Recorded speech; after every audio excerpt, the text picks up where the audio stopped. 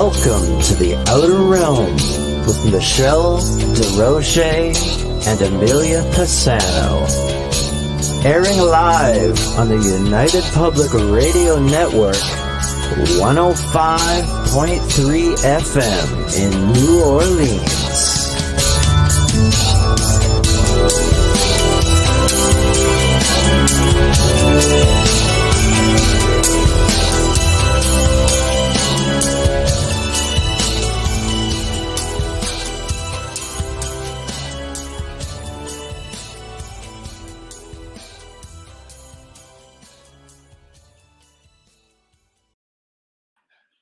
Good evening, everyone. Welcome to the Wednesday night segment of The Outer Realm. We're broadcasting live here on the United Public Radio Network, UFO Paranormal Radio Network, 105.3 and 107.7 FM from New Orleans, and brand new for us, also streaming live on Roku. Yes, you heard it right, Roku.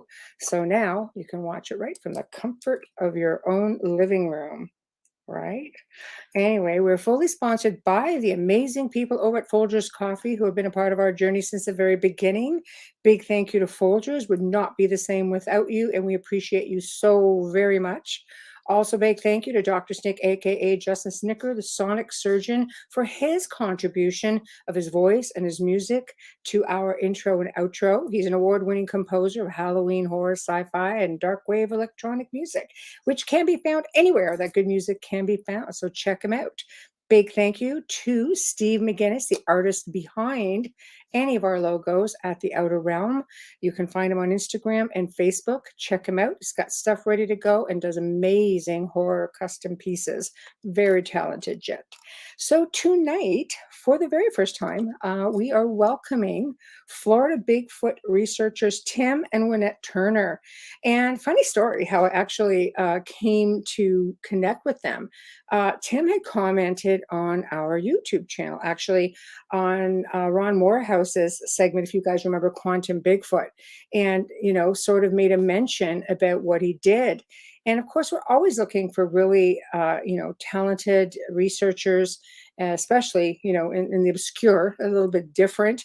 And, asked him to reach out, and he did. And here he's going to be with us tonight, along with Waynette. So really looking forward to meeting them. He's just been really awesome to deal with, just via email. So I'm sure it's going to be fantastic. But in order to participate tonight in our chat room, guys, please remember when we're dealing with the guests and trying to get to questions and comments, just picture an 8-lane superhighway coming into like one lane. It's kind of like that in the soundboard. We have to sort of keep up with what we're talking about, and we try to get to everyone. So it's not like we're jumping over you. There's just another 8 or 7 other platforms from where you are.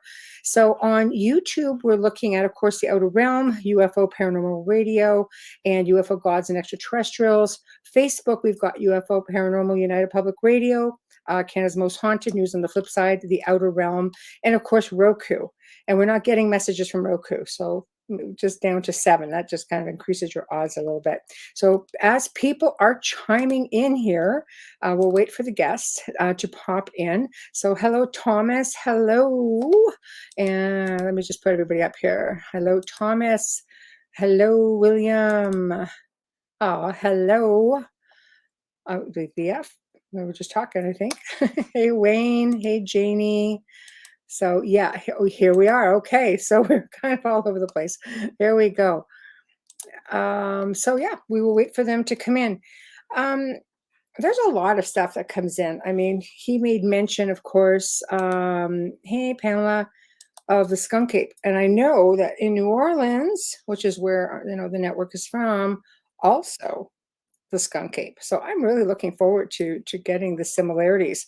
And we shall wait no more because our dynamic duo have just arrived. Hello. Hi. Hey, hello. Hi, Michelle. Good. How are you guys? Good. Good. Good. Hey, Marisol. People are just chiming in, filling up. So there are 7 chat rooms because we are also live on Roku, and there's not a chat room there, but there will be 7. I will put up the comments, read them out, because being an FM station, we have a huge audio listenership, and then you'll be welcome to answer anything as it comes forward, just to simplify things a little bit.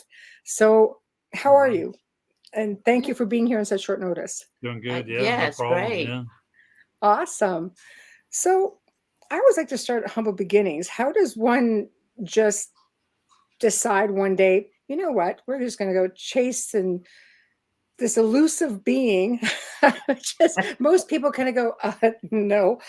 So was it from an experience? Is it just something, was it a curiosity? What was it exactly? Whoever wants to start, you guys will have the floor. It was like in the past, like way back in the 70s, we would see stuff every once in a while, like from the Everglades with David Shealy.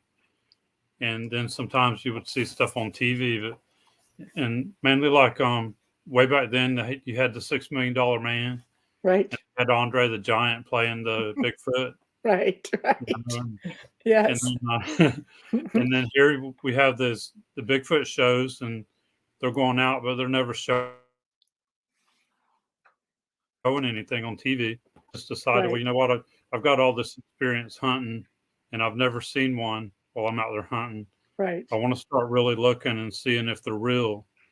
So I Right. started searching around a little bit on YouTube and the internet to see if there was anybody in Florida showing anything. And I Right. started finding a couple people that were actually showing something, and started kind of learning what to look for. Right. So I took my hunting skills, my tracking skills, and I started going out to certain areas and finding the footprints. And I found a really good trackway one of my first times out. And the footprints were 6 inches and 9 inches. And there were Wow. several of them. They had Wow. come out on a trail, had went back in the bushes, and then like later in the night had come back out, going back the opposite way. And I made casts of those, measured them, Mhm. and even the 6-inch footprints were further apart than I could step.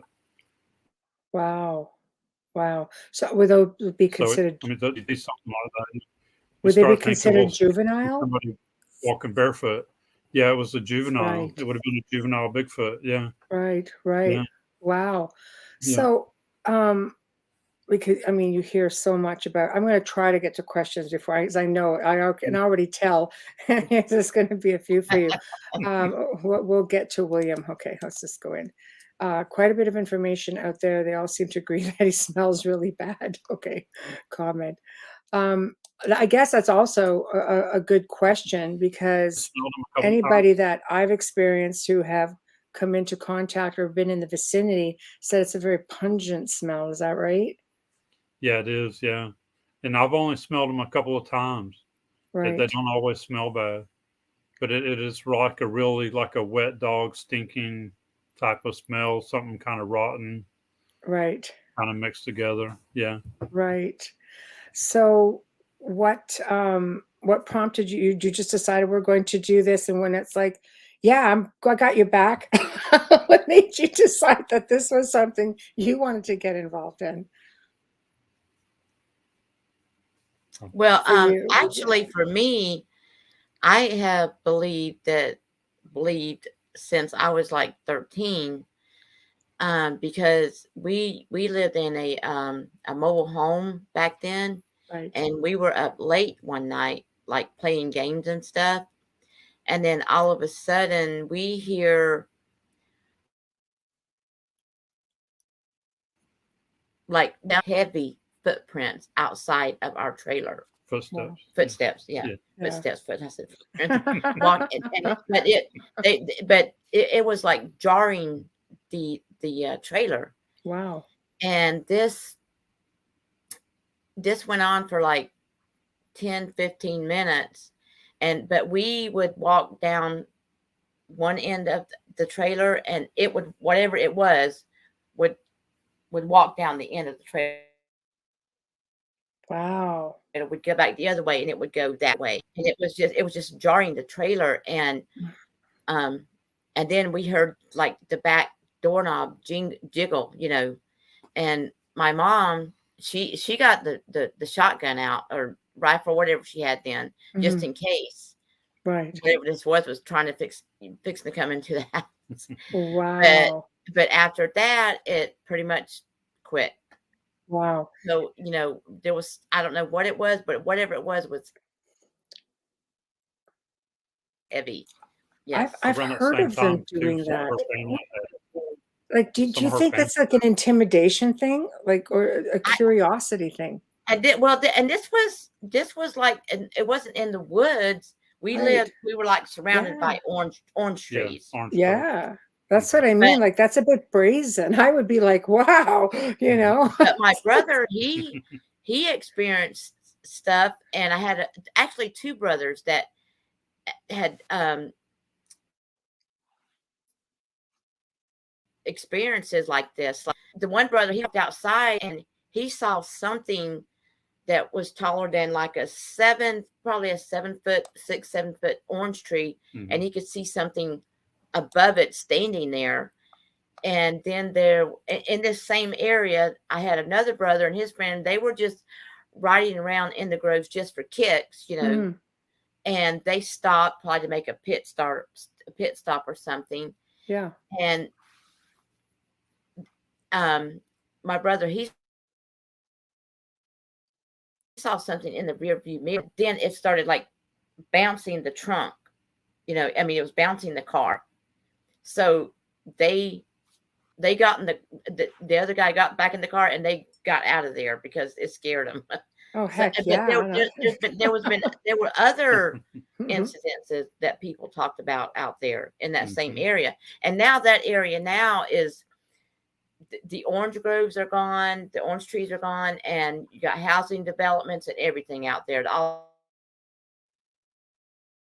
It looks totally different now. So it squeezed Yeah. them out like that, Yeah. Yes. Right.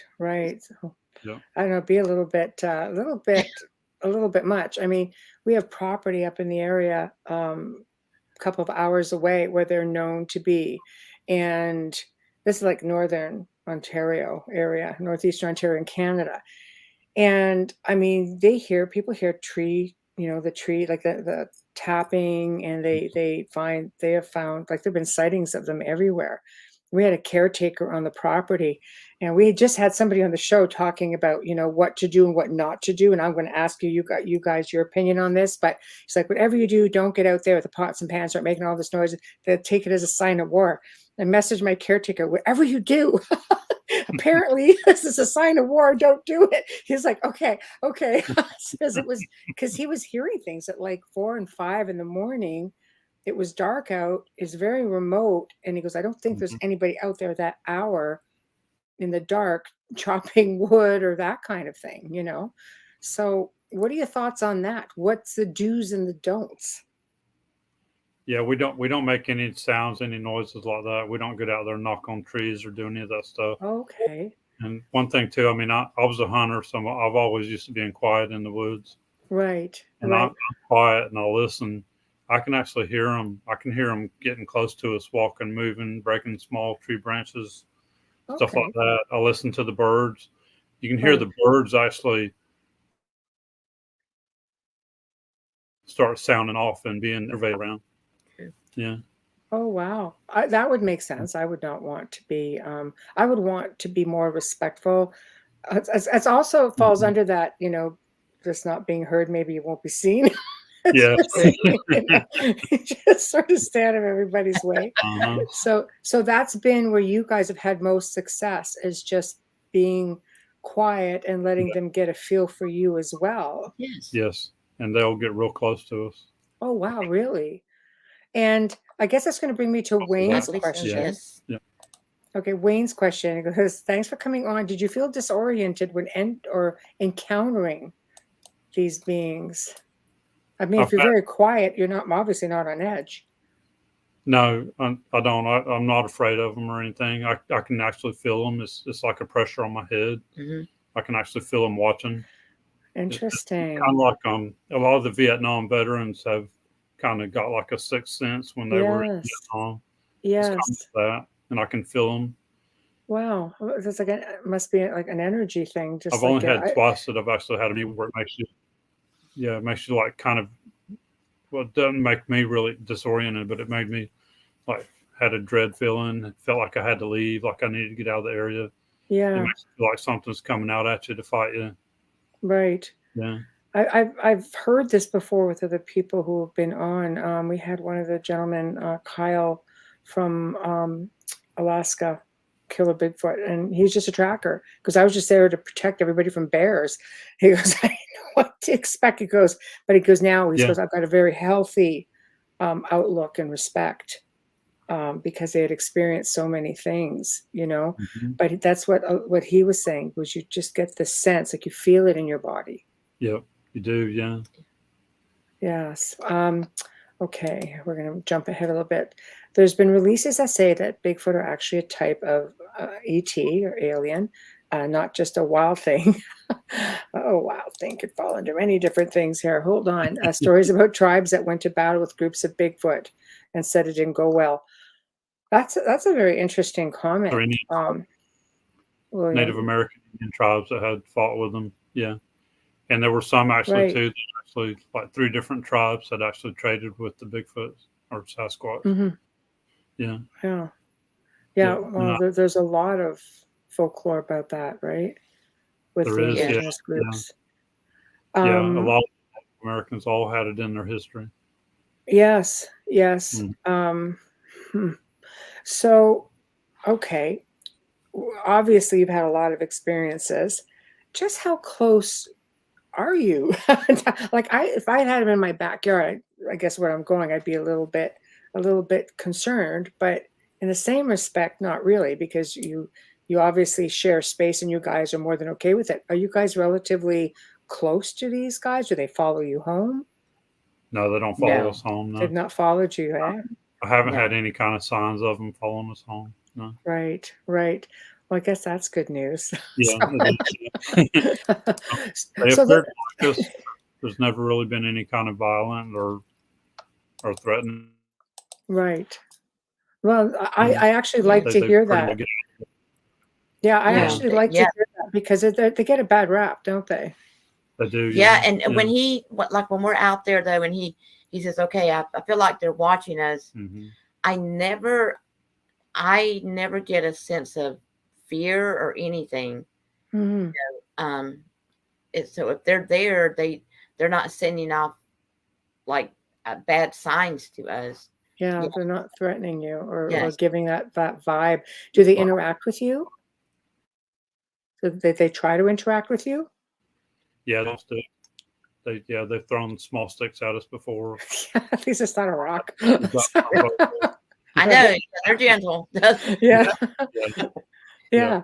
But that's also a curiosity because again, anything that that I've seen in research or people have talked about is they'll hurl stones at you, sometimes big ones, or big logs, or so. I mean, sticks are okay.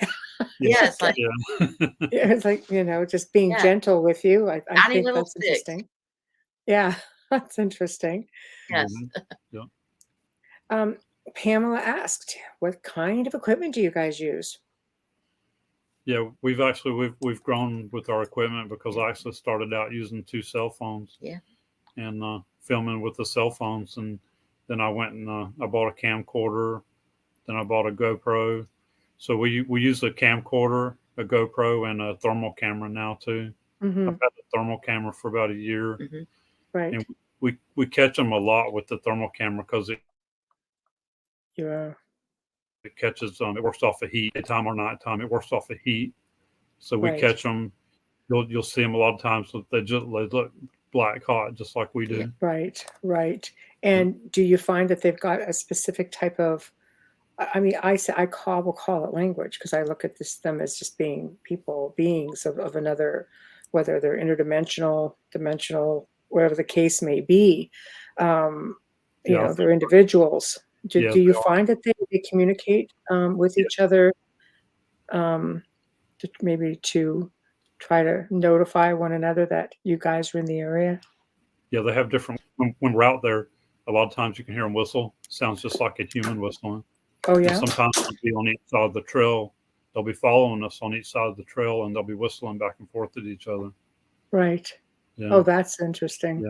Yeah. And then we've also caught some language on audio recorder that we've left out like over a couple of weeks at a time. Oh wow. We'll go back and get it, and I've got actually some language and stuff on there too. Wow. And Is it some of it sounds like a cave. You can hear like it almost sounds like grunts, and then hitting a tree, grunts hitting a tree, grunts hitting a tree, mm-hmm, and you can tell it's back and forth between 2 or 3 different individuals. mm-hmm. Yeah. Is there anything ever like audible that you understand? Because there are some researchers out there, and we'll get to the whole, researchers thing in a moment, but some of them claim that they can, if they can get a dialogue going with them, that they've been taught or how to say names and things like that. Do you think that's a possibility? I think it is. Yeah. Yeah. Because I'm getting to the point now where I'm talking to them more when I'm out there Mm-hmm. talking to them, because I think they can understand us. Yeah. And I'm Right. trying to get word to see if they can actually speak or talk to us back. Mm-hmm. Yeah. I think if they trusted you enough, and if you were repetitive in the things that you were saying, I can't see why they wouldn't. I mean, they're obviously very clever. They managed to Yeah. elude the world for the most part, They're all very so Yes. intelligent. yeah, yeah. Okay, another comment question. Stories about tribes that went to battle with groups of Bigfoot. So that didn't go on. That's not the one. Sorry, William. This is the one I wanted. If the Indians traded with them, I wonder if you could bait them out with offerings. Actually, yeah, you can. I have a really good picture too that I don't share it. I only show it to people on my phone because it's my buddy's picture Right. where Yeah. we were leaving. I was leaving gifts. Right. I had a couple game cameras set up, and we would go in there and leave the gifts. And as we're walking away, we would film behind us. And my buddy caught a juvenile, a really good picture on film. He came out Oh. real quick right behind us and grabbed the gift. And you Aw. could see it in his hand. Yeah. Yeah. That's actually really impressive because you have a juvenile, you're going to have an adult Yeah. not very far off. And the fact that the adult would oversee and not try to stop the juvenile from coming forward and collecting it, they must trusted you enough Yeah. Yeah. to I allow think, that to happen. That says a lot. yeah. Yes. Yeah, I love that. I love that. Okay, we're gonna keep going down. Tim and Waynette have some great videos on their channel. Yes. And you know what I'm going to do right now, actually? Give me a moment. Let me go and copy and paste this Facebook, and I'm going to get your banner up and running. See, I'm just so into like just sitting here talking to you. Yeah. I'm just going to put this up. 1 second. Bear with me, people. Bear No. with me. Yeah. Okay. And I'm just going to go On our here. channel, I share a lot of stuff that we're finding Okay. I'm just going to copy and paste your and a lot YouTube of stuff channel. that we're experiencing. Paste. There we go. Save. There we go. Bam. Wow. Okay, here it is. All right, they'll be there forever.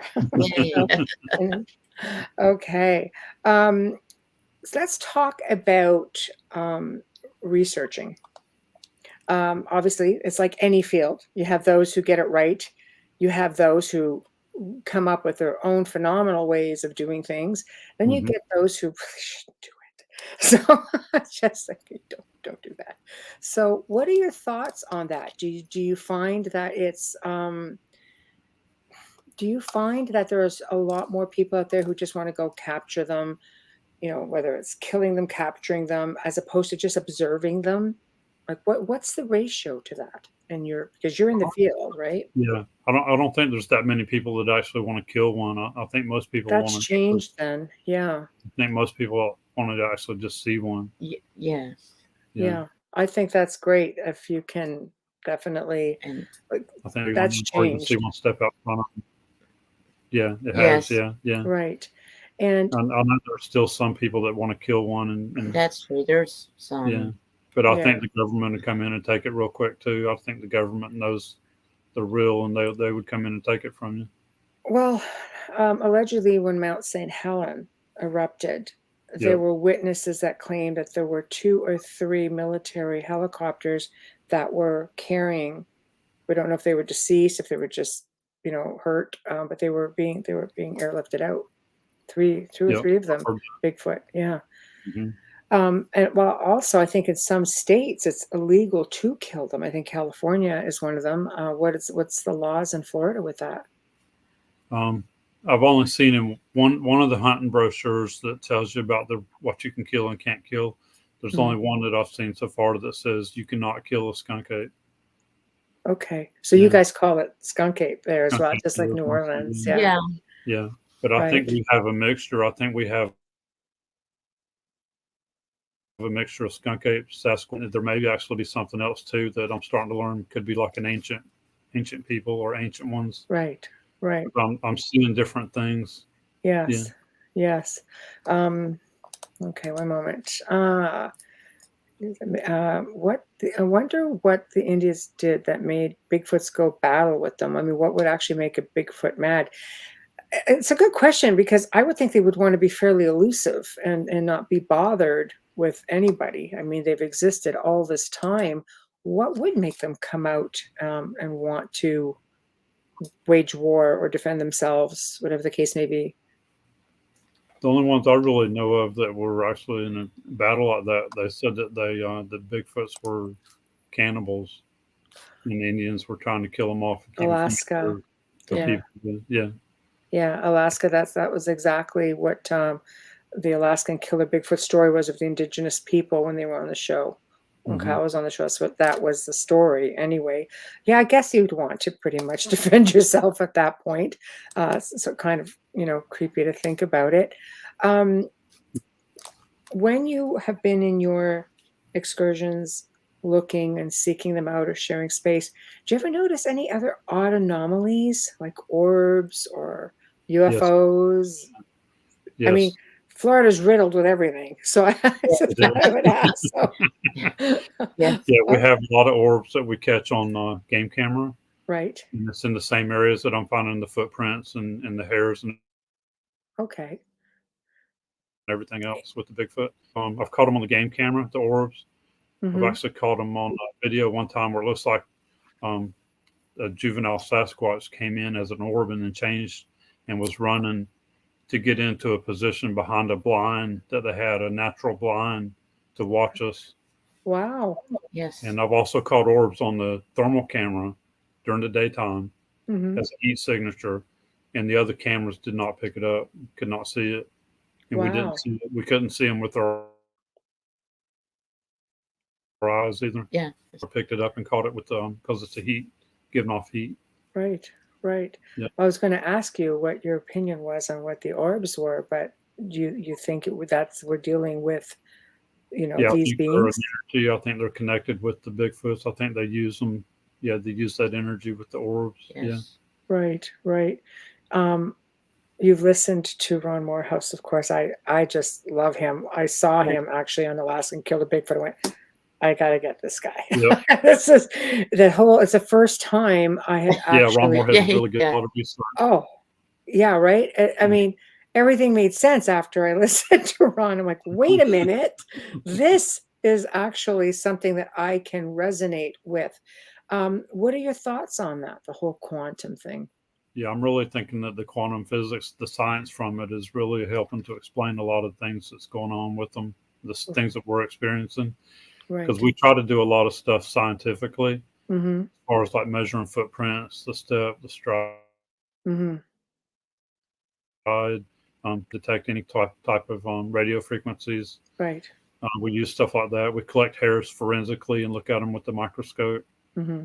And I think the quantum physics, the science part of the quantum physics, is going to help explain a lot of things that's going on as Yeah. far as the orbs, the energy, Yes. how Yeah. fast they're running, how fast they move. Mm-hmm. Yeah. I find it interesting how you have footsteps that just stop. Yes. And I I think that has to do with the energy and the orbs as well. right. Right. So, And also, see, like when Etta's seen them before, she'll see sometimes one peeking out from behind a tree, and she'll tell me to start filming over Yeah. that direction, and it'll move, and she won't see it no more. And I've actually seen one move. I've seen one move. It was my size. It was human size, and it moved so fast. It was just a gray flash. There's no animals out there that big, that Yeah. size that it could have been. Right. Wow. Wow. There's also been people have mentioned shadow beings. Yeah, shadow beings. Yes. Yeah, I think I've caught some of them on film too, on camera. Yeah. Do you think they're one of the same, or do you just think that they just come in through this portal, this gateway, and things come in with them, or they're just extraterrestrial? Do you think that they're, like are they here? Are they underground? I mean, let's face it, we've got cave systems and I think dense they use woods the all over the forms to planet. move around. Yeah, and we think they use caves and stuff down in the aquifer too. There's a bit underneath us, and we think there's cave systems down there that they use. Right. Yeah. Right. So basically, when they need to get away in a pinch, they're like this, and Yeah. Yeah. otherwise they just have their paths. Yep. Do you ever come across anything like nesting areas? Yeah, we have. We found a couple of times we found something that looks like it could have been in a nesting area. Right. One time we were in the Everglades and we found a nesting area that was up in the tree where they would have been staying out of the water. And I've Right. also had a couple of places too that I'm pretty sure is actually a portal. Like one cabbage palm that we kept watching. Mhm. And my game camera, I kept seeing faces in it from time to time.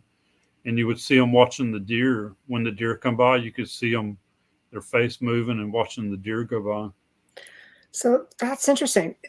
When you say that, is it? I've spoken to people and I've seen things like this myself, where it's almost like a distortion in time. And the best way to explain it would be like translucent or iridescent. It's just sort of like heat coming off a hot sidewalk. It's just sort of a ripple Mm-hmm. in the time or the area, the space. Is that a little bit similar to what you saw, where you think this is a portal? Yeah, it is. Yeah. It Yeah. is, eh? Yeah, Yeah. see? Because That's it looks a little interesting. different on camera than it would normally. Yeah. Yes. Yeah. Yes. That's interesting, because there are times where you could just see that with the naked eye, but people, I just don't think, I think it comes down into one of those situations where you don't know what you're looking at, or you're just too busy to pay attention to the fact that there's something just different Mhm. about a certain spot. Yeah. Yeah. So, because I would think, I have an elderly friend who works a lot with energy and planetary. He does a lot of planetary work. He's very, very gifted. Never met anyone like him. Mhm. And when he was brought to my attention, his assistant said, she goes, "He's not from here, and he's a gift to humanity." I'm going, "Aren't we all?" I hadn't met him yet. So like, we're all a gift to humanity. Anyway, I met him and I went, "No, this guy's a gift to humanity." So when something happens to him, like the planet will lose, a really big ally. And he's worked with Bigfoot, and he can see things. He can see dimensionally, and he can see Mhm. portals and things like that, and he can see them, through remote viewing and things like that. It's fairly fascinating. That's why when people think, "Well, I think this is a thing," I'm thinking, I'm pretty sure it's a thing. If this guy's got it together as I think he has, definitely a thing. Yep. Yeah. So And those um, portals, I mean, NASA yeah, is actually studying the portals. We know they exist. yeah. With the quantum physics scientists, they know there's 11 dimensions and probably a lot more. Hmm. So, I mean, stuff like that it's real. It's already been scientists Hmm. and NASA and stuff Mhm. studying.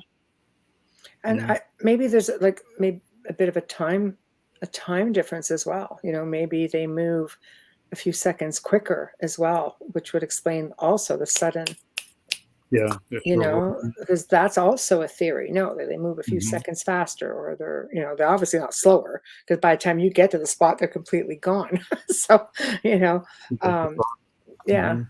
it's definitely it's definitely interesting, and I think more and more people are starting to look at a more scientific approach to it. Now, Mhm. like any field, you have, ridicule, you have bullying, you have. I always say that there's enough research for anybody who wants to seriously research and not just be a Yahoo out there. Yeah. Do you run into that in your field as well? The bullying, the Yeah, ridicule, we do. is Yeah. Oh, an yeah. It's one issue? thing I would like to get rid of. I try to bring awareness to people and help get rid of the bullying and the ridiculing. Yes. Yeah. Wow. I have a friend of mine that came to me and told me about a sighting he had, and he wouldn't tell anybody else because he was afraid he would get ridiculed. Yeah. Yeah, that's really sad. You would think in modern age of, internet and cameras, let's face it, everybody's got one of these now. Yep, Pretty yep. much everybody's got a cell phone. Everybody's got a camera. There's people out there finding and capturing all kinds of amazing evidence. There's a lot of TV shows out there. I'll give a little plug to Paranormal Car and Camera, just because they show little video clips and, of everyday people's videos. So that it gives them an opportunity to put something out there. You think it would just ease up a little bit. You think that people wouldn't be so afraid to come forward now. Yeah, that's And right. I don't understand, why people will join a group and at first, that they act like they're into the research and everything. They start the bullying. It's like, well, Why are you it's here? like they just came on to bully. Right. Well, some people have too much time on their hands. Yeah. It's like, this is like, yeah. Yeah. And when you're online too, they'll call those trolls. They just go trolling for information, right. stirring things up. And it's sad because I think people who truly want to research, I'll use your field for, as an example, people who really want to truly get to the bottom of what these beings are, they want to be serious about it. They want to share information. You just want to bounce ideas around and maybe learn from one another, because that's how the field advances. Yes. Otherwise, yes. It doesn't go anywhere. No matter how big or little, whatever, however big or little some information somebody might have, that's important to them, and everybody needs to take it seriously. Yes. Mm-hmm. Well, we started a Facebook group here recently for our Bigfoot, and that's why we want people to come on there and share whatever they want to share, with no ridiculing, no bullying. And anybody that wants to come on there and say a bunch of crap like that, I'll ban them from the group, because I want people to learn. I want people to be able to share whatever they want to share. It's about. Yeah. I'm going to put up your Facebook page, guys, and just go click on it and join it. There we go. Okay. Cool. All right, here we go. And I'm going to do the same thing with your YouTube page as well, so they can go in and share that also. That way, just click on it, because I can't do it from here, from the soundboard. So let's go here. All right, there we go. And then I'll have to scroll back up and get so, okay, there we go. I have to go back up to get questions and comments. I agree with you. I think that people like that hinder the research. I see it in many fields, the paranormal. I've spent, 2 decades literally in the field of the paranormal, and you branch out. When you're in the paranormal, you branch out into everything: cryptozoology, ufology, because it's all high strangeness. You just you explore it all. There's so many similarities that people really don't know or realize how similar a lot of these things are, and you just always have those people that can't put forward the serious research. So it's almost like they want to hinder everybody else from doing it. And it really does give the field a bad name. Yep. It does. It's like, I don't know, like if I had a property to which I do have access to a property that has one. And, you would almost be hard pressed to find serious researchers who want to just, like Ron Morehouse is just, like I said, you can go anytime you want. Anytime you want. I could just give you carte blanche, because I know he's serious. I would say to you guys, go ahead. I would not even think twice about it. There's 100 acres with caves and a lake and streams, and this is all part of this property. And there's sightings everywhere in the area, and there's just, you just don't want just anybody going on there, because it can create a lot of issues for the species as well. Yeah, that's right. Yeah. Yes. Yeah. Okay, we're going to get into, here we go. Adriana, I think platforms like Netflix and Amazon Prime are helping by making more documentaries available on these topics and bringing them into the mainstream more. I agree. I do see more documentaries. There is. Yeah. A lot more way now. more now. And more serious documentaries. I have to say, it's just been... Tubi is free also, and they have a lot of documentaries on there as Tubi. well. Yes. Yeah. Right. Yeah. Well, I'll take whatever you can get. anything in the field of what I say high strangeness, which kind of lumps everything in. You're going to have those who take it seriously. You're Yeah, going to have really. those who don't. And unfortunately, those who don't make it much harder for the serious researchers Yes. to be able to, do anything productive. So that would be a big one. If you had to raise awareness, it'd be like, okay, people, can we just stop and, not all act like we're in the grade 3 schoolyard, and can we all work together? Yep. That would be a good one. We have the bfro.net, which has Right. the Bigfoot reports. Florida's number 3 on the list for reported sightings. You got Washington, and then California, and then Florida. Florida's got everything. Mhm. I have to say it.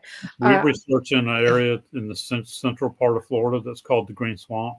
Right. And that there's all kinds of stuff in there. There's a lot of stuff going on in there. Some people refer to it as a skinwalker swamp. Okay, now you have my attention on something a little bit of a different level. Okay. So let's talk about the Yeah, it sure Skinwalker does. swamp a bit. Seminole Indian Reservation. Okay. So there was a whole bunch of different tribes of Indians all through Florida. Right. And then after the American Indian Wars, all of Central Florida became the Seminole Indian Reservation. So there's a lot of history too for them here from the Indians. Right. I'm even seeing some stuff I'm catching on camera that's making me think it could be some type of Indian shaman or old Indian shaman from the past even. Wow. Well, they're so connected to the land. Indigenous people are so connected. Almost. See, when you describe that in Canada, because we're streamed to New Orleans, but I'm actually in Canada, and we have beings that some people think are most likely skinwalker type beings because they're these, but we call them wolf people, only because they lope, but then they stop and they stand upright, but they can go down on all fours. They've got these long limbs and very long, lanky bodies and long, lanky snouts. They just look really mangy. They're not big, full looking, like let's say like a dog man would be. Not that we don't have them, but these specific ones. And then when they run, they lope, and then they stop and they stand up, and then they just. And I'm wondering if it's the same type of being as what you're describing. Yeah, very well could be. Yeah. They're just, I don't know. You just see them. You're just like, yeah. I have a friend in Colorado that looks just like what you're describing too. Oh, see? I shared that on my Facebook group. Yeah. Wow. So we're just two different types of beings all together. So you have, obviously, you've got a mix of this. You have your skunk ape, which would be in the Everglades, right? Yeah. Much like I know in New Orleans, they're out in the swamps out there as well. Yeah, we think that they're from the Everglades all up along like the Gulf Coast, like through Pasco County. Right. And then on up around that area. Yeah. Well, and I know in those, because my producer Joe's in New Orleans, and I know he talks a lot about these things being in the swamps out there, and because he's not far, he's like right on the Gulf, and they have UFOs there. They see the orbs, and again, there's a guy with a science degree. It kind of goes out just like those swamp lights, just like no, So it's fascinating, that you have them going through.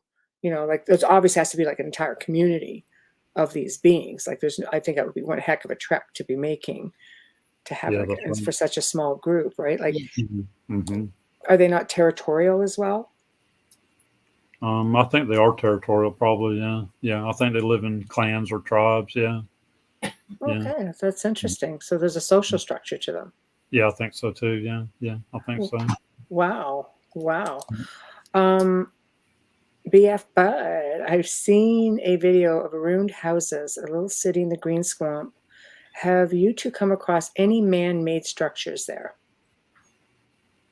The only one we've really come across was an old house where there had been murders. It's called the Stewart Homestead. and that's actually on Google Earth too. That's marked on Google Earth. There's people that go out there all the time and stop by there and look at the grave sites and where the old house was. It's a little tiny like almost cabin, tiny cabin, and the grave site is out there as well. Mhm. It's not too far from it. Right. Do they? I mean, if they saw a structure like that, do you think that they would spend time around it, or do they just really try to avoid it altogether? Because I just envisioning all these people now running. So I'm just trying to, save some angst for the Bigfoot. So, No, they probably wouldn't stay in it. I wouldn't think. Right. I don't think they would explore it, for sure, but they probably wouldn't stay there. No, probably not. Because he says you guys had a video on that on your channel that he thinks he saw. Yeah, he's probably talking about probably that. Yeah, the Stewart murder site. Yeah. Oh, okay. Now there is an old building too, and one of our friends, Mike, that we go out with at his area in Pasco County.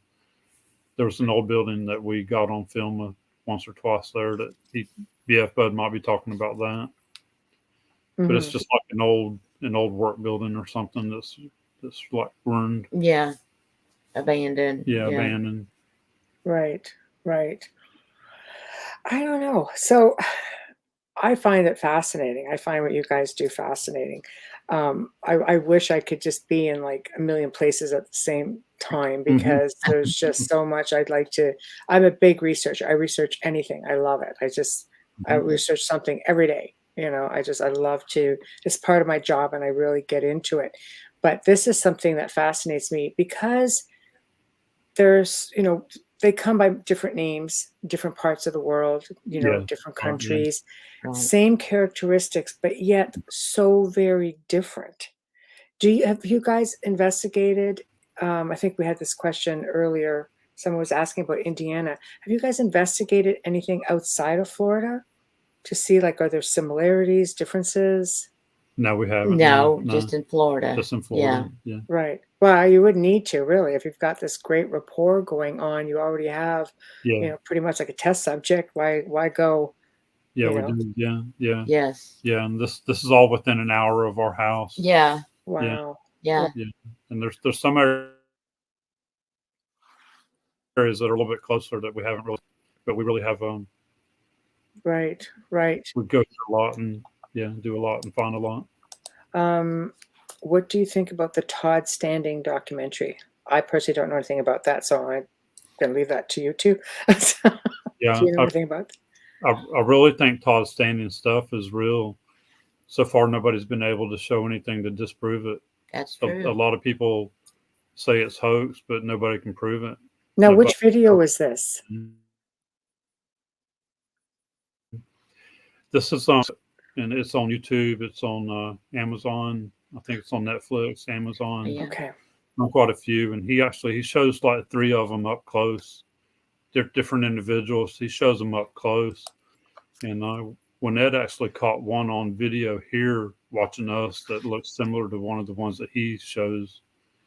It almost like a lion. Yeah, it really looks. It almost looks kind of like a lion. The one that's watching us was up there in Canada, right? Isn't that where he's from? He's up in Canada. Yeah.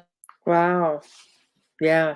Well, we have, I think it's Saskatchewan, if I'm not mistaken, where there's a group up there studying a certain group of Bigfoot, and they're the ones that are communicating with them. And he's got video, and this Bigfoot is just saying his name, because my name is Mike, and he kept saying Mike. And you hear this in this strange voice going, Mike, it's really crazy. Like, oh, that's just crazy. But it's just, they're so smart. Yes. Question: what do you think is the biggest difference from the Green Swamp and the Ocala National Forest when it comes to what the area is like? I'll leave it up there for you guys to see it. Well, in the Green Swamp, the terrain's a lot different than Ocala. It's a lot more swampy. There's a lot more wild hogs. It's a really huge area. I think that has a lot to do with it. The food source. There's a big, huge food source in the Green Swamp. Right. from deer to wild hogs to all kinds of different animals, armadillos, squirrels, all kinds of different, birds. There's all kinds of natural foods that you can eat, from different kinds of berries, different kinds of plants, grasses. Mm-hmm.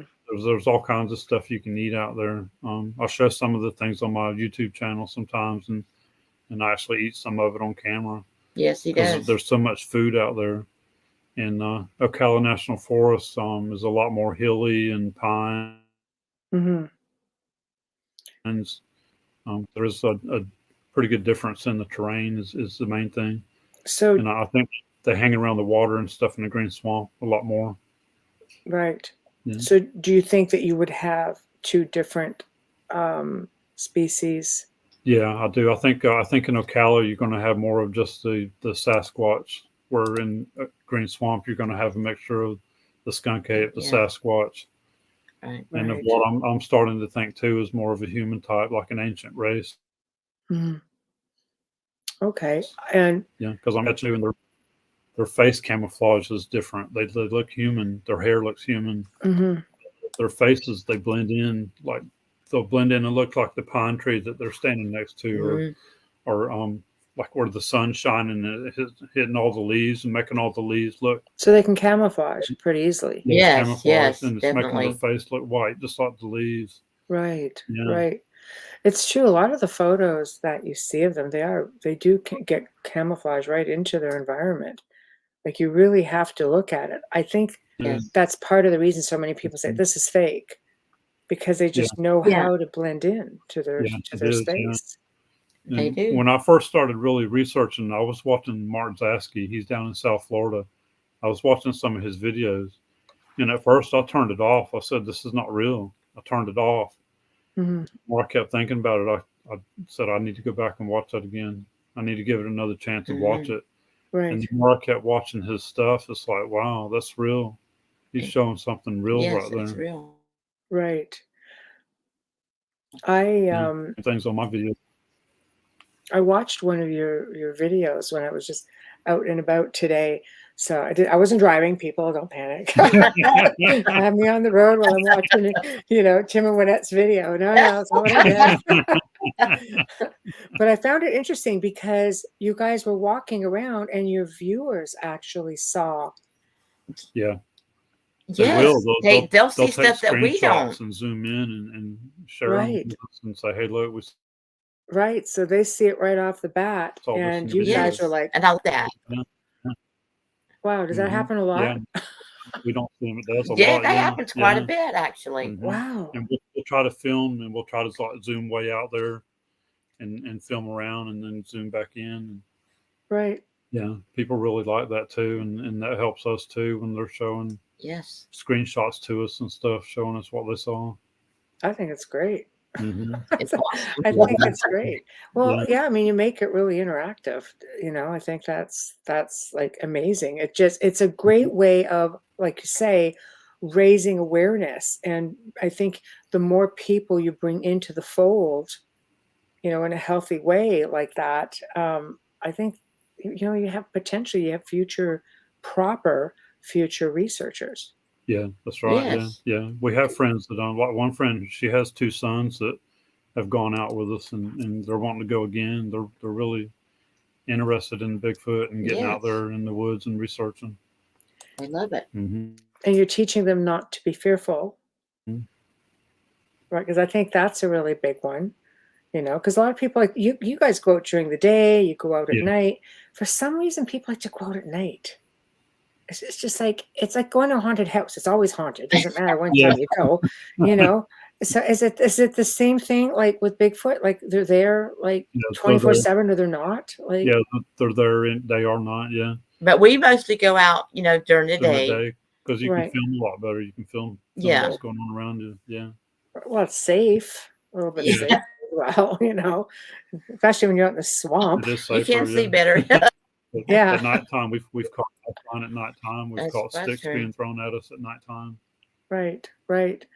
So basically, you're educating people on how to do it. So let's say, okay, I'm a newbie, okay, and I call you up and say, okay, I'm going to go on this property of ours. Yeah, it's like a family property. I'm going to go out and what do I look for? What should I do? How do I protect myself? Do I have to camouflage? Do I have to, okay, the flashy red hair will be a dead giveaway. So do I have to hide it? Do I have to, stink myself up? Like, what's the best way to not look like I'm going in there to just disrupt their space and to gain trust? You don't have to wear camouflage. Just go in there natural. The main thing is just because you got to be aware of there's going to be mosquitoes. Right. To either wear rubber boots or snake bite proof boots because there's going to be snakes. It's Right. what we wear. Watch for, you just got to be aware of the snakes, the alligators. Right. You want Right. Thankfully, I don't have to worry about those in Canada. Well, not the alligators anyway. Thank God. But cheapers, that makes you it want to look. tough. You want to be aware of what's around you. Look up in the trees Right. as you're walking, stuff like that. But Because they go up in the trees as well. they will, Yes. But also panthers. You got to watch for panthers, stuff like that too. We actually have those in the woods here too, believe it or not. Up in Canada. Okay. Yeah, the big giant black cats. Mhm. Like, Yeah. they're a bit of an anomaly up this far, mind you. Wow. So okay. So I'm going in there and I'm all geared up, ready to go. Safety first. What's the best approach? Do I just walk around and hope to be noticed, Go or in and just act like you're bird watching or something like that. The main thing. right? They'll come to you. They'll come to you and watch you. Right. They're curious. Yeah, they're curious, so they'll come and watch you. Right. It's like, Yeah, if there's 2 or 3 people and they're talking some and stuff too, that attracts them. That'll bring them in to watch. right. you. Yeah. Wayne says, "Don't send your best friend into that property. It's my best friend." Come on, take one for the team, buddy. Right. So okay. So it's a curiosity, but when we look at, and I'm just going to back up for a minute, when we're looking at indigenous folklore, a lot of people believe that maybe they were, that they would attack you and that you would have to fear them. Should we? I mean, should somebody like myself, because I've never done it, for example, should I be fearful? Do I have to worry about getting eaten or grabbed, or like I'm just asking the question. I know everybody else is out there thinking it. So I'm the voice of everybody. Only from the animals. If there's black bears or panthers, Right. that's the only thing you got to worry about. From So- them, they move so fast. If they wanted to kill people, they'd have already been They killing could. a lot of They people Done so it far. plenty of times. Yeah. Yes. Do you believe in the cannibal theory? That story? Do you believe in that? Do you think that maybe some of them could? Maybe like anything, good people, bad people. I don't think they do here where we're at. I don't think there's Right. they're curious and they come and watch us. And I've seen where, in documentaries that we've watched or saw that, like, it seems like they're, to me, as far as what I think they're more aggressive in up north, in the northern part, and not so much here in the south where we're at. Yeah, that's it what does I seem so. believe. Yeah, it does seem That like would, that. yeah, that's what I think. Why would that be? Do you think? I don't know, but I'm just saying that, that's Maybe they're more used to people here. Maybe. And up there, there's not as people per property. I don't know. Right. Something like Yeah, it's a curiosity. It's a Yes. curiosity. There was a documentary that I watched. I'm not sure if you're familiar with Corey Good, who's a bit of a whistleblower, military whistleblower. Yeah.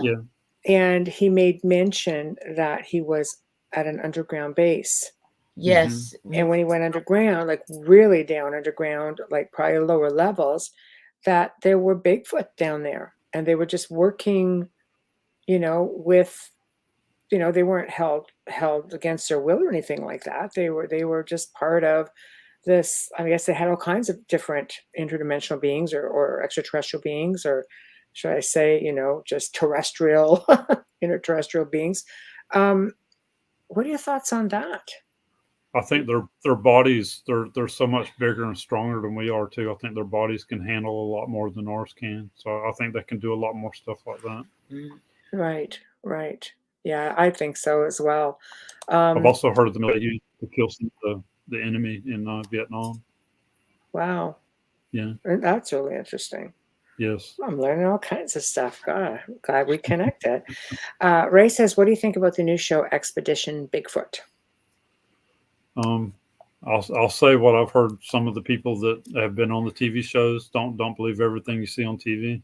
Right. It's like anything. Yeah. Right. It's like anything. Entertainment. I've watched Expedition Bigfoot. I like the fact that they're not quick to jump and say, Yeah, that's it's a good show. It's a good. well, They I'm do glad talk that they're about a not lot so of the jumpy about it. encounter. Right. Right. Mhm. The shadow thing, they've experienced that. They've experienced the orbs. They've experienced, what they figured was military, or could it have been UFO? Who knows? One of the same, I say. But Yeah. but I like, I like that they don't Mhm. they're not quick to jump to, yes, for sure that was a Bigfoot. Like they're very logical about what they see for the, Yeah, for the True. most that's part. right. Yeah, Yeah, that is true. They do not do yeah, that. Right. yeah. And they keep getting in there trying to catch something on film. Yeah. hmm Yeah, because I have to say I've seen some research shows, and I'm thinking, I don't know, is this a comedy? Yeah. I loved it. We're probably thinking the same one. I don't know what you said. I'm thinking, is this a comedy? What is this exact? But I love them. I just thought the guys were awesome. But I'm like, Yep. But I think that's I think that's always something that there's a whole mix. Nobody really knows what to believe. I think we need more serious stuff put out there. And Yeah. Yes. I commend you guys for sharing your stuff, first of all, because there's a lot of people that won't. That said, Mhm. we're just not putting it out there. We're not sharing it. We don't want it to get stolen. We don't want people to take it and Yeah. do something with it that's not intended to be done with it. Mhm. Yeah, Yeah, that's right. Yeah. Yeah, a lot of people are afraid to be ridiculed too if they Well, have. Yes, Mhm. they don't want to be ridiculed. Well, you don't want to see your stuff also end up on a show that's all about debunking it either. You know what I mean? Like you're putting honest stuff out there and you're trying to educate people. I just Mhm. think that there's so much theft out there. Like I always say, if you're going to Mhm. steal it, or at least do Mhm. something positive with it. Yeah. I know, right? Uh-huh. Right. So where do you see yourself going, with your research? Like, I mean, we all evolve, let's face it, is there a certain direction you'd like to go into? I mean, obviously the quantum thing looks like, the way to go. Yeah, it does. Yeah. And I'm going to keep doing more research on the Mhm. quantum physics and the Oh, science and yes. stuff of that. Yeah. Right. Yeah. Yeah. Um, Sometimes you have to wonder, are we really going to find mm, more, or should we quit doing it, or should we keep going? Sometimes it really makes you wonder, and then you'll see, now I'm glad I caught that on film, Yeah, that's and it true. makes you want to keep going. Yeah. Yeah. oh, look at the Patterson film. Come on. I mean, that thing is like, that's been so controversial. Yeah, it sure I think has. anybody who's been serious kind of going, okay, I don't need my work picked apart. I know what I saw. Uh-huh.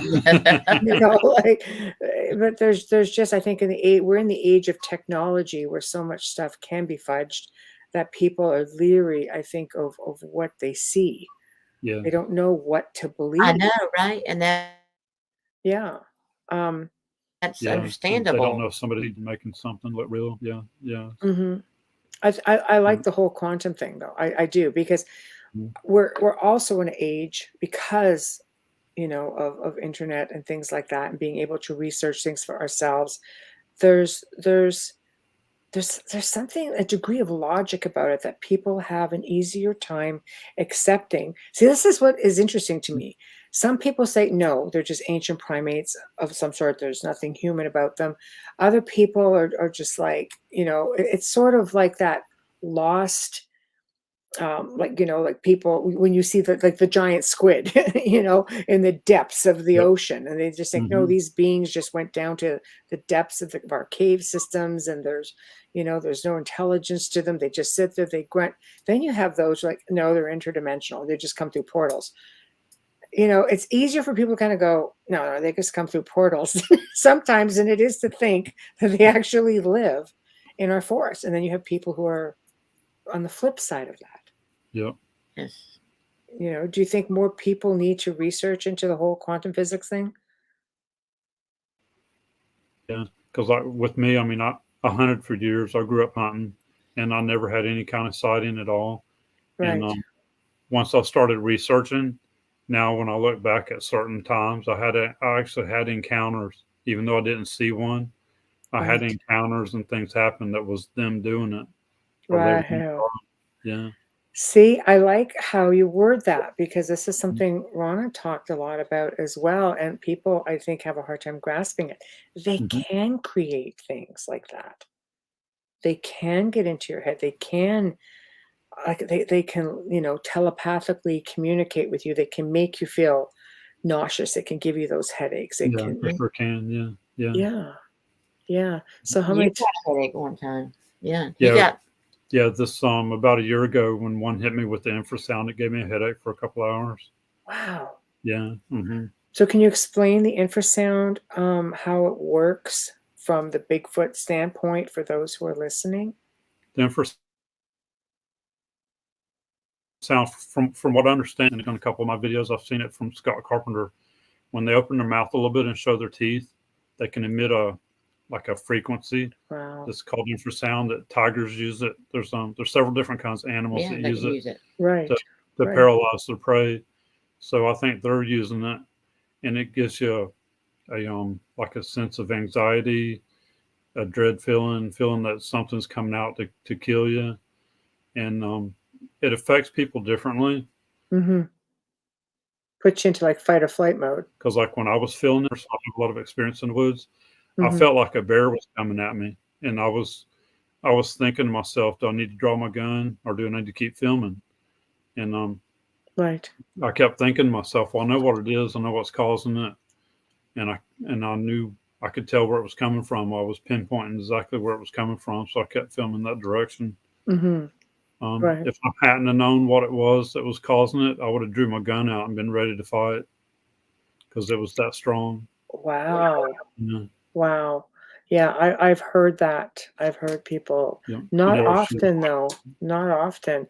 I mean, this is obviously one of them being in your, like, was this early days? Because it sounds to me like your group that you're observing is pretty used to you, and I don't think they would I think want to cause harm.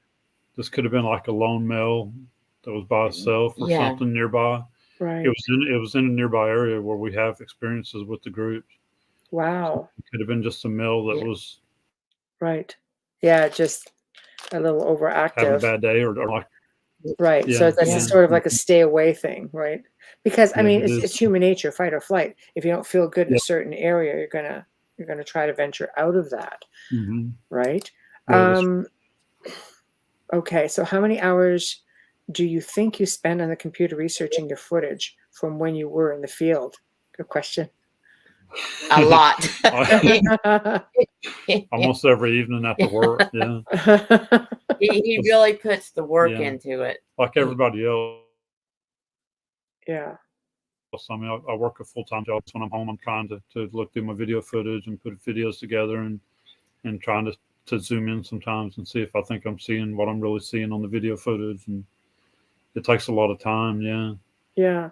Well, I would think it would be very tedious in a way, because you're looking at a forest and you're Mhm. looking at beings that are masters at camouflaging in the forest. So Yes. you really have to have an eye for it. Yeah, you do. Yeah. And that's helped me with my tracking too. It's almost like that. We can be Right. walking through an area, and even after some of the group has walked on by, I can spot a track sometimes and hey, tell everybody to come back and look at this. Right. And I have a pretty good footprint.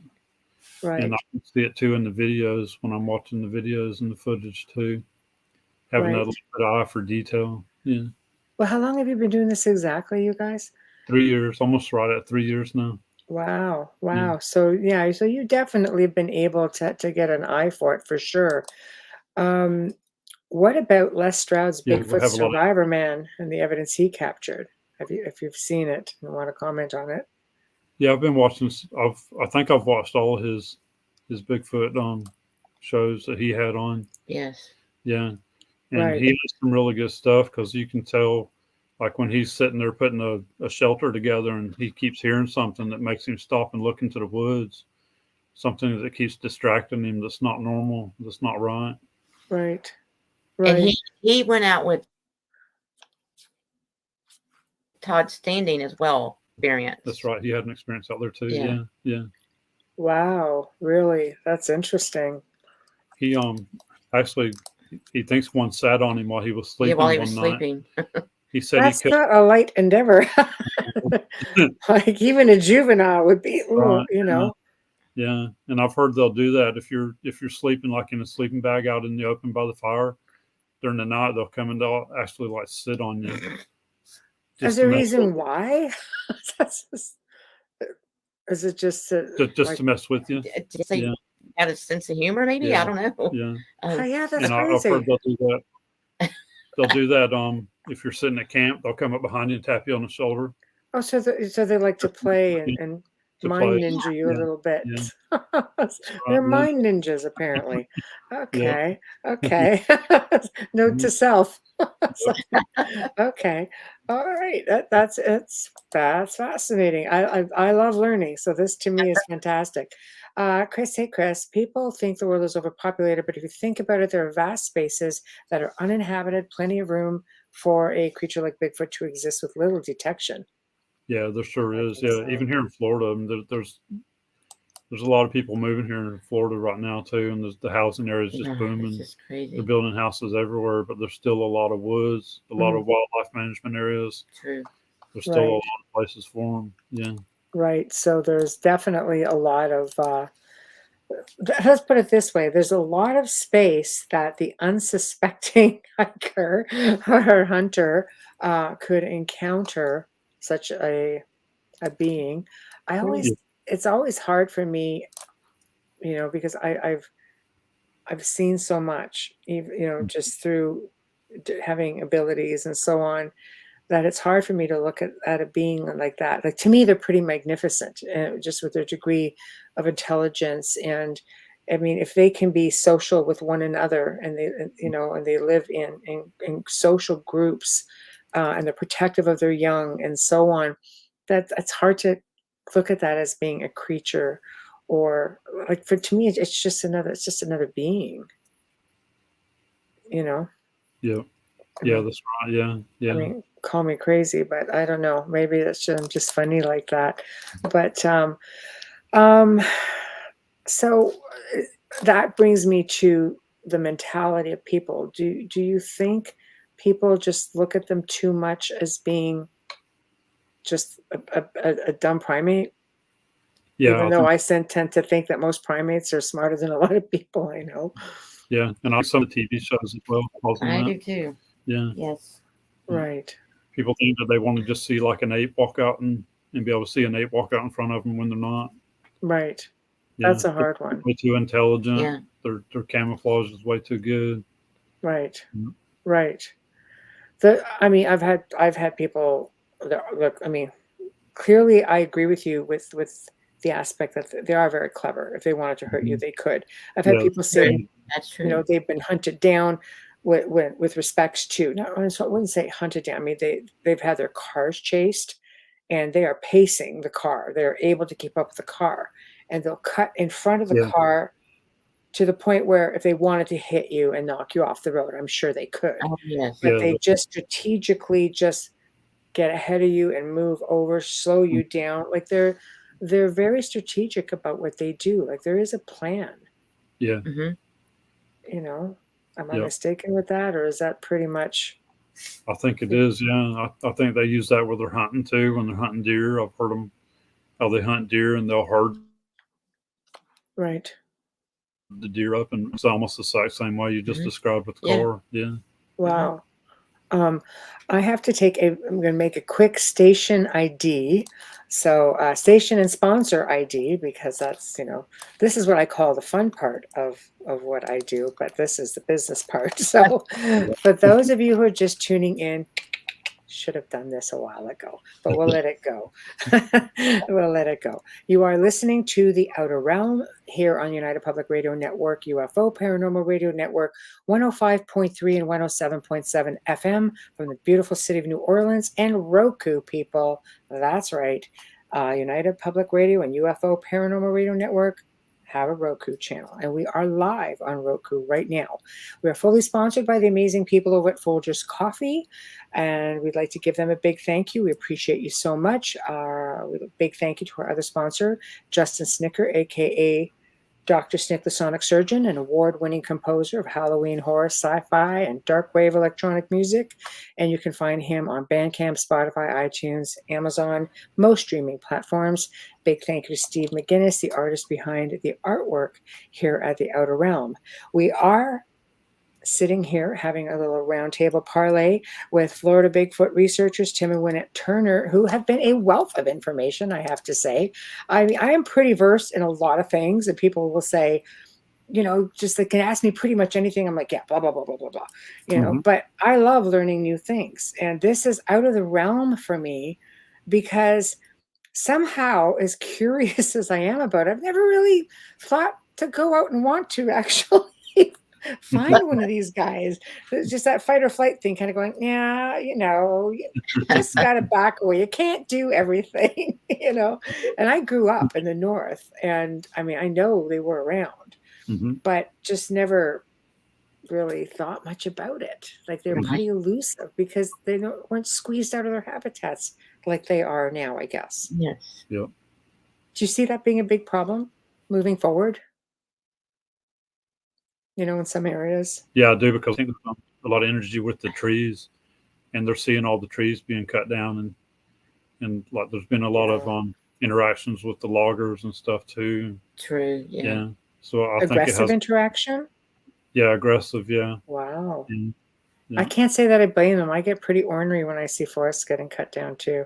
Yeah. It's like, I'm a bit of like one of those nature lovers, you know, forests and trees, things like that. Yeah. You know, call me crazy, but I'd like to see them stick around for a while. So that's really fascinating that that they're protecting their space. So yeah, I guess moving forward that would be really hard because we are really squeezing all sorts of species of animals, etc. We sure are. Yeah. Question. Okay. How was hunting bite after 10 camp out? I got nothing. This is going to be for you guys. Flat rock. Oh yeah, flat rock. BF. Okay. I don't know. Right. A lot of our friends are on there watching too. Yeah. Oh, I think it's great. So this is for you guys. Some of them have actually come to our house. BF Bud, Flat Rock. They came to our house and stayed at our house with us for the Bigfoot conference we had here. Oh, very nice. Yeah. Very nice. So do you guys speak at the conference? Is this we spoke at two different conferences, like the Lakeland Bigfoot conference. We were the first group up. Our team that we're working with, we were the first ones up to speak. Oh, good. We spoke some at in Punta Gorda, down in Punta Gorda. They had the Skunk Ape conference, so we were listening. Right. And do you find that, I mean, is it a good turnout? Yes, it is really good. Yeah. So there's a lot of people interested in Bigfoot. Yeah. Are there a lot of people in your community that have had sightings as well that come to you and tell you what's going on? Yeah, so there is. Yeah. Yes. They'll come to us and tell us. There's a lot of people speak at the Bigfoot conference, like during their intermissions. They'll go up and tell about their sighting that they had or hitting one with the car. Can you imagine? Or just something like that across the road. You hit a Bigfoot with your car? I don't see that going well. That's not for the car or the Bigfoot, but wow. Geez, what do you do when you hit a Bigfoot with a car? I mean, I've seen people hit a deer and it's pretty detrimental, but I mean, some people will tell you like a full-size Bigfoot will outweigh a deer. Yeah, it sure will. Probably a few hundred pounds. Yeah, that's right. Yeah. Wow. Okay, so as far as I do some damage to the car and just injure the Bigfoot, I don't think they've ever killed one. No, No. Well, again, I've read articles where an injured Bigfoot will just wander off, but literally, again, it's like what we were talking about. Hmm. They just disappear. Yeah, Like they no one's do. ever found one, have they? Like a No, deceased no, they Bigfoot. haven't. No, I think that too has a lot to do with them being in clans or tribes too. I think they take care of each other. Yeah. Yeah. Well, yeah. I mean, no one's. Yeah. So if one gets hurt, There have I been think people who've come forward and said that they have. One guy came forward and said he shot a Bigfoot, a yeah. juvenile, Hmm. and took people to where it was, but I don't think anything's ever come of that. For the most part, I think it disappeared after a while. Yeah, I think it was gone. I think all they found some flesh from it from where he shot it. Yeah, Yeah. I remember hearing that. Are you guys going in April? Yeah. Okay. Yes. All Yes, right. that's the Bigfoot conference, Ocala. So yeah, Okay. we're planning. Yes, Yeah, yes, yes. and Ron Okay. Moorhead's going to be there. Ron Moorhead's coming to that one to speak. David Pilates, Wow. he's going to be there Yeah. speaking. You got a good group of people. Yes. It's Yeah. gonna. Yes. Are, It's gonna be are you awesome. speaking at that one also, or are you going to go just listen to everybody else? We're probably going to be listening to everybody at that one. That's what I want to be doing. I want to be listening to these guys. Yeah, and getting to meet them. And Yes, and speaking getting with to them. meet them, and yeah. Oh, Ron is wonderful. I mean, 50 Yes. years Yeah, we learned a lot from them. of research. Some of the incredible sounds that he's captured, but doing much like what you guys are doing, just interacting with a certain group seems to be the way to do things, I think, instead of bouncing around so much, because, he seems to have gained a little bit of trust, if not a great deal of trust. And they just seem to sing for him, as I say. He's got amazing stuff as well. Yeah, that's right. Yes, Yeah, several areas that we actually go into and research, and we're trying to stick to just a couple of different areas and just keep going in and interacting with them. Right, right. Oh, hey, Tamara, tune in late, I see. Tamara's one of our regulars. I just like to razz her. How many dead bear bodies are found? Nature eats it up. Same with Bigfoot. Also, Bigfoot might bury their dead. Finding a dead one might be even harder. Yeah. that's Yeah. true. Yeah, that's right. Because there's black bears here in Florida, but you never hear of anybody finding any dead ones or any bones or anything from bears. No. Yeah, because people ask, well, why come you don't find bones from the dead Bigfoot, but you don't find bones from a lot of the animals. From either. a lot of the animals, yeah. Right. Yes, Yeah. that's true. So here, if any bones being found. Have you guys considered doing any sort of a small documentary or writing a book about your experiences? Even Yeah, like a guidebook. both. Yeah, I've been thinking about writing a book and Right. then also doing like a I think I want to do two different kinds of books. Mhm. One to mainly help people to learn what to do to get out here and research, Mhm. and another one of our experiences and I think it how we would got be. into it, and about the documentary as well, because we have so much video and all. Oh, I think you definitely should write a book. I think you guys would be the perfect candidates for writing an educational book on the do's and the don'ts. Hello, Steve. The do's and the don'ts with, I guess, if you're a newbie, just educating people on what to do, how to do it, what not to do.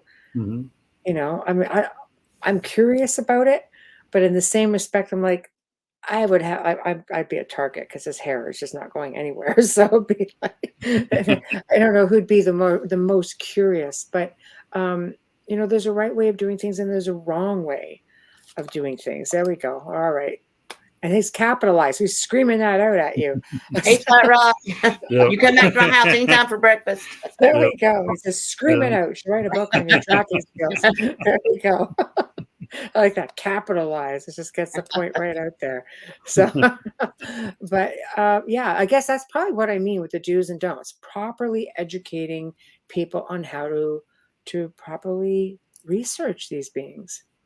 Yeah, that's a good idea. Do you think if you guys offered up like, and I don't know. I mean, there's so many university and colleges now that are bringing on people such as yourselves, whether it's in the paranormal, whether it's this sort of thing, whether it's the UFOs, for people who just want extracurricular classes to do. Even, I don't know, going to a public library and coming out and say, look, we're going to do a talk on this. We're going to teach people how to do it. Maybe bring out a small group of people out into the field. I think you guys would really do well with something like that. Yeah, we've actually done it a couple of times where we've let people come out with us with our team that we work with too. Mm-hmm. And we try to work with some other researchers too here and there and take them out and show them what we're finding in our areas too. Yeah. That's been working out really good too. Yeah, see, I'd buy a book. Okay, there you go. Line them up. Line them up. There we go. Yeah, I would actually, I would do something like that. I used to do a lot of ghost tours back in the day. Just I find that people, and I would do a lot of public speaking, and people, they don't know where to start when they want to, when they decide. Like in this case, it was, what do we do? Hauntings, proper learning how to use equipment, things like that, right? Was my thing like many moons ago. But they felt better being in a group of people who were like-minded, because they didn't feel foolish doing it. They wanted to learn how to properly do it. They wanted to be people that they could share the experience with. Adriana, here we go. Yeah, like we're in the haunted forest in Romania. That was fun too. We got like, leave, go now, run. Okay, bye. Yeah, but maybe that sort of thing. I think you would have a lot of people coming together just so they don't feel foolish. So they do feel like they're with, people of like mind. Do like a camp out. Do you go camping out there? Do you guys ever go camping overnight? We don't like we used to. When I used to hunt, grew up hunting, I used to camp all the time. And we used to camp quite a bit. Yeah, we did. We haven't as much here since we've been doing this. Yeah. Really? Because it's really out there? No. I don't want to go camping. No. Someone's going to try to sit on the tent. Yeah. No. See, that would be fun though. Bringing out a group of people. No, we do go out. Yeah. I think it would just put a whole new spin on camping adventures, and I don't know. I would do it with you guys. I would feel really okay with doing it with you guys. I think everybody's chiming in, going, "Oh yeah, it'll be fine, great guys." I was like, "Okay, all right, I could go for this." Somebody sits on me though in the middle of the night, I'm going to be a little offended. So okay. So what? We're slowly inching towards the top of the hour. What do you guys want? What do you want to put out there? We do have millions of people who listen to the show every night that we're on. What do you want to put out there, like to make use of the listenership? What do you want people to know? Well, one of the main things is the thermal cameras. The thermal cameras work off of heat. So if you're seeing footage from a thermal camera, it's working off of heat. So it can't be just something that's created on a computer and hoax. So now daytime the camera the light doesn't affect it. So that's one thing I'm trying to get across to people more and more too, is the thermal camera and the thermal footage. Right. That we're catching these beings and they look just like us. A lot of them look human. They're bipedal in the way facial features, and they're standing up. Yeah. Right. Yeah. I caught one at nighttime that was standing up. I was up on a mound of dirt about 3 foot up, and I'm standing there with the thermal camera to my eye, and I'm 10 foot tall. He's got a head that looks just like a human, and it looks like he's got a deer across his shoulder. And he's standing there just like 20, 30 yards from us, pitch black dark. Yeah. How big are you when you can just chuck a deer across your shoulder? Tim, think about yourself trying to chuck a deer across your shoulder. That's got to be a lot of girth right there. Yeah, it is. Yeah, because you got 150-pound or more deer to be able to just pick it up and throw it over your shoulder like that and walking around with it. Wow. We can do that. I don't think they'd have a whole lot of problems with an individual. That's the main thing with me is the thermal camera footage. Yeah. But I would also like to add that no matter what you believe in, whether it be Bigfoot, paranormal, don't let people ridicule you. Don't let them learn what you are doing that you believe in. Right. I agree. I think that a lot of fields fight with that one, because it's just, if it's something that I find people who fight it the most are the people who fear it. You know, I think if somebody fears something, they have to make fun of it. Yeah, I agree. Yeah, I agree with that. That if they don't understand it, we think there's some people that'll do that, and they don't want to know nothing about Bigfoot because they're afraid if they learn about it, then they won't go back in the woods. They won't go back and run or walk or enjoy it anymore. Right. Yeah. I agree with that. It makes it real.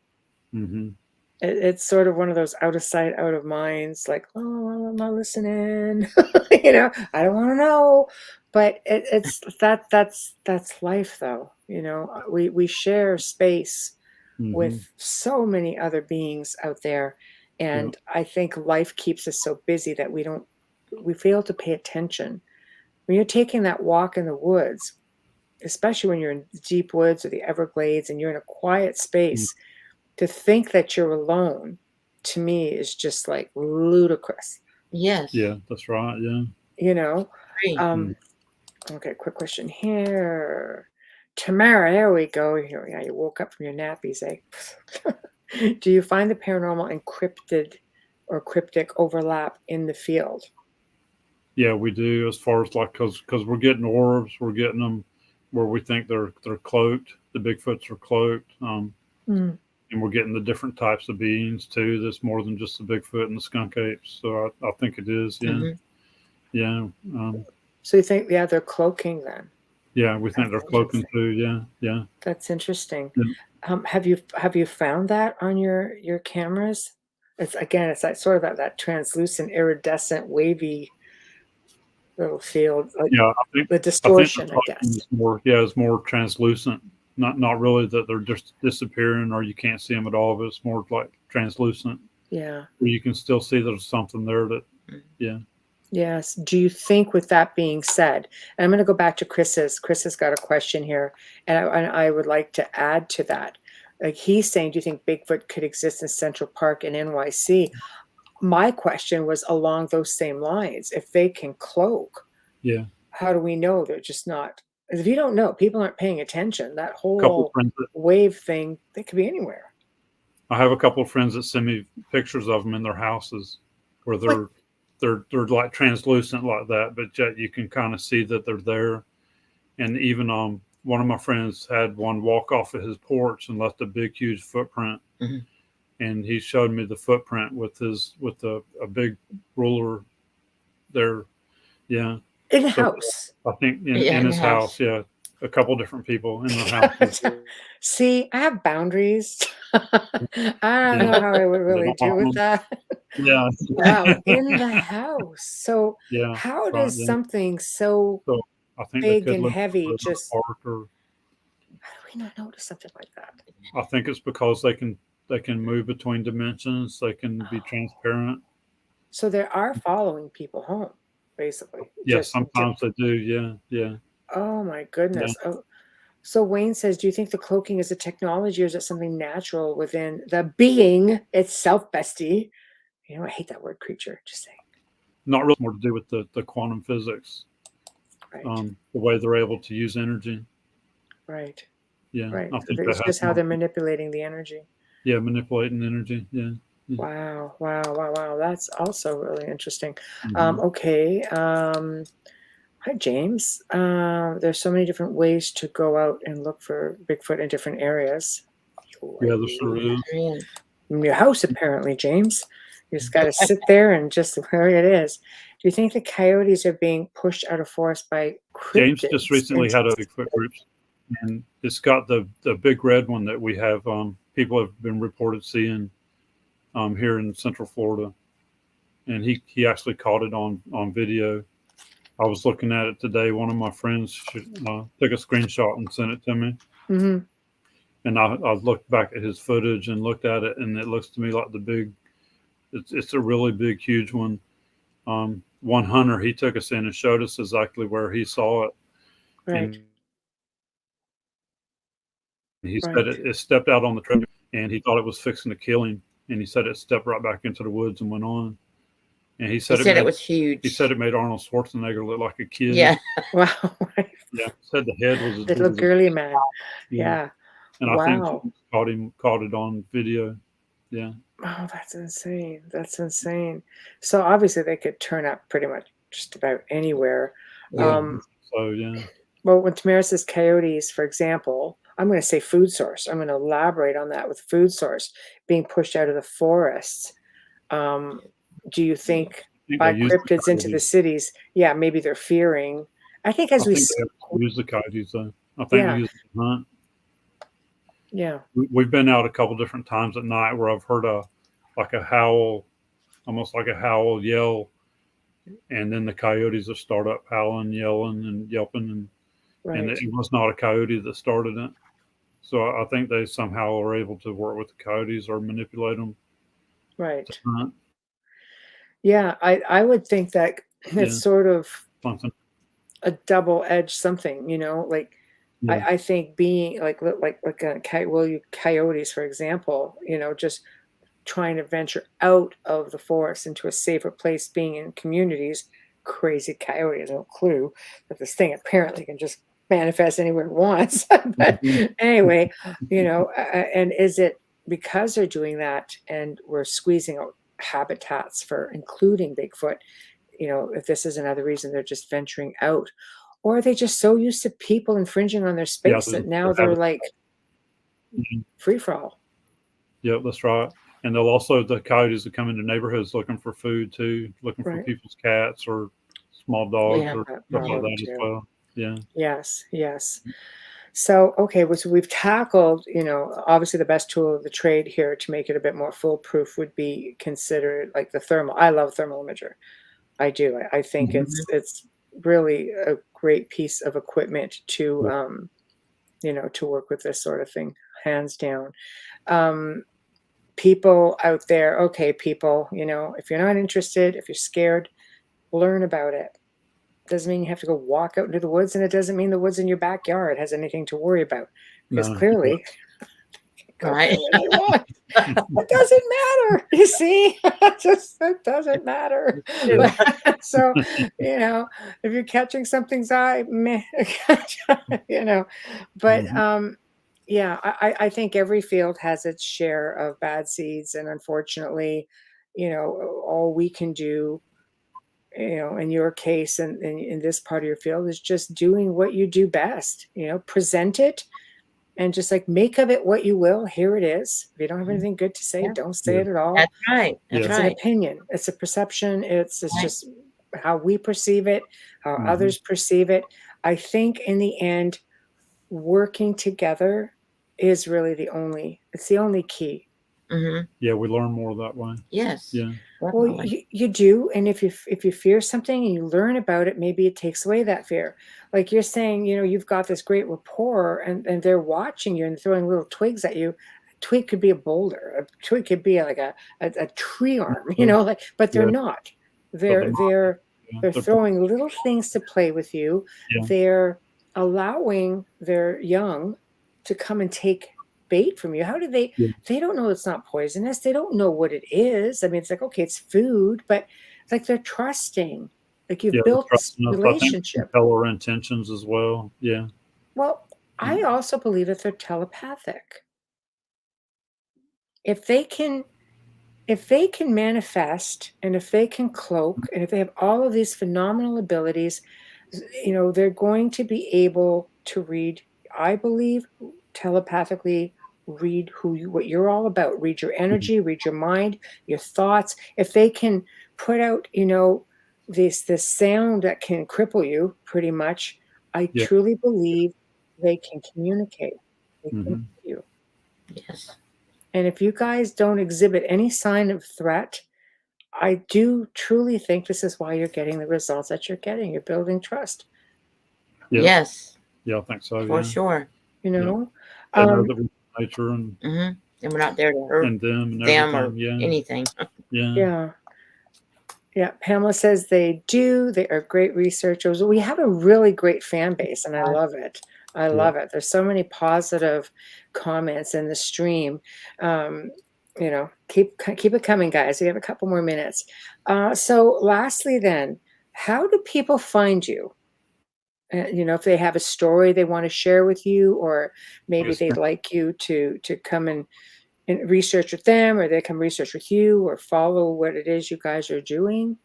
Yeah, if they'll go on our YouTube channel and comment, because I'll try to reply back to everybody on the comments. Yeah. And our group page. Yeah, and our group page now on Facebook as well. Yeah. Oh, that's fantastic. Mm-hmm. And you're interested in hearing other people's stories as well? Yeah, we sure are. Florida or anywhere? Yes. Anywhere. Yeah. We're all over the world, so you just might. So, well, I really want to thank you guys for coming on. This has been a lot of fun. It's been educational. Thank you. If anything, I was explaining to people before we started that how Tim and I connected, because you commented on Ron Morehouse and you explained what you did. You know, we have a lot of big names that come on the show. Like, I mean, from all walks of life with respect to the top of their fields, wherever that may be. And it was nice to have somebody say, no, this is what we do. And, you know, and I'm thinking, I would really like to explore this, because it just shows everybody that, you know, I can go out and do this too. You know, I can go out and experience this and have these experiences and gain this knowledge and conquer my fear, even if they sit on you when you're sleeping and manifest in your house and stuff. Okay. Stuff I did not know that now I'm going to be kind of like,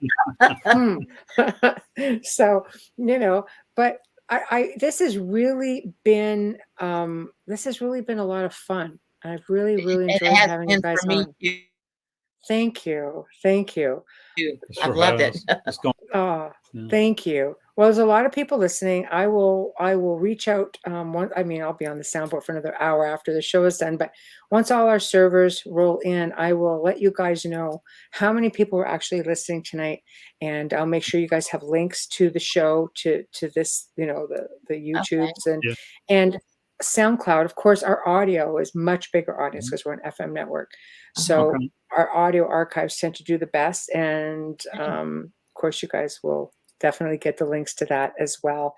And Pamela, that would be nice. We would love to have you. We would love to have you anytime. I'm glad you guys had a really good time. It's been awesome. Yeah. Saw a light flash behind the woman, Waynette. Waynette, you got a Bigfoot in the house. Oh my goodness. So I don't even laugh anymore, because according to you guys, that could be a thing. And they do give flashes of light as well, don't they? Yeah, they sure do. They do. Well then, well, we will leave that right there. But thank you guys for joining me tonight. And I know Amelia wishes she could be here, but you know, she's under the weather. It's just the time of year. So you write that book, you know, and you have an open door policy to come back on the show. We would love to hear all about it. Thank you. Yeah, we'd love to be back again. Yeah. Fantastic. So, thank you for having us. This has been awesome. So much, my honor. It's just been a lot of fun, and thank you for everything that you do. Keep up the good work, and just persevere. You know, you guys are just obviously doing it right, and a lot of people not necessarily. So, you know, I'm going to get hate mail. I know it, but anyway. Anyway, guys, thank you and good night, and I will be in touch. Thank you so much. Thank you. Thank You're you. welcome. Everybody in chat, thank you. Thank you. Good night. Well, we have come to the end of another fantastic show. I just love how this worked out. Seriously. I mean, you see, just comment and you just never know what's going to come of it. It's just, I just automatically felt drawn to Tim, to his comment. And when he explained that he and Waynette do this, I thought, you know what, this would be fantastic. So I really had a great time. I hope you guys had a great time. Big thank you to them. They were just wonderful, wonderful people. And thanks to everybody in chat. You guys always make it that much more fun. Always make it that much more fun. and more interactive. So thank you guys for that. Big thank you to Folgers Coffee for being a part of our journey tonight and every night that we are on. Thank you. Thank you. We appreciate you. Big thank you to Justin Snicker, Dr. Snick, the sonic surgeon, for providing us with your music and your voice, and just our intro, outro just completely rock. And thank you to Steve McGinnis for your amazing artwork. We appreciate you. If you like the show, wherever you're watching, please either subscribe, join, follow, whatever the case may be. We appreciate your support, and we work very hard to bring you the absolute best. If you'd like to see a guest on the show, or you would like to be a guest on the show, we do have a waiting list. I'm just saying, I think we're into April now, but we're always happy to have something different. So contact us at theouterrealmcontact@gmail.com. Again, theouterrealmcontact@gmail.com. Find us at The Outer Realm on Facebook as well, and just click the email button and just tell us what you got going on. So tomorrow night we have another interesting guest who will be on for the very first time, Max Hawthorne, and he's going to be discussing his book, Monsters and Marine Mysteries. I'm all that. There's a few Canadian ones in there too. So I am just looking really forward to that. And yeah, so we're done. I think I'm just still reading. So I came back to your aura.